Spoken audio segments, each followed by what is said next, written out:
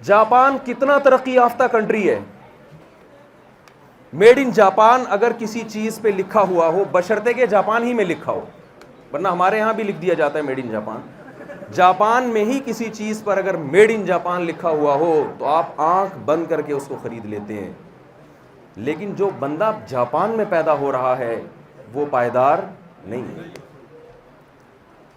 آپ web site پہ search کر سکتے ہیں, جیسے ہمارے یہاں ہوتا ہے نا رینٹ اے کار, تو رینٹ اے بندہ, ٹائم پاس کرنے کے لیے انسان رینٹ پہ ملتے ہیں بوڑھوں کو. نسلیں ختم ہو گئیں, نکاح نہیں کیا, گرل فرینڈ کے ساتھ زندگی گزار دی, پھر جب 45-50 سال کی عمر کو پہنچنے لگے پھر شادی کی, پھر ایک آدھ بچہ ہوا نہیں ہوا, وہ بچہ بھی چھوڑ چھاڑ کے چلا جاتا ہے, وہ اپنی گرل فرینڈ کے ساتھ ٹائم پاس کرتا ہے.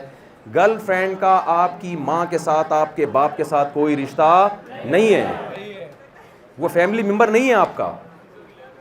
تو وہ بوڑھے پھر کیا کرتے ہیں, ایک ایک گھنٹے کے لیے بندوں کو کرائے پہ لیتے ہیں جو ان بوڑھوں کی آ کے تنہائی دور کریں, ایک ایک گھنٹے کے لیے. اور جیپنیز ایماندار بہت ہوتے ہیں, ٹائم پہ آئے گا اور جیسے ہی ٹائم ختم ہوگا فوراً اٹھ کے وہ بندہ چلا جائے. تو آپ کیا چاہتے ہیں, آپ کا بھی یہی کلچر ہو فیوچر میں؟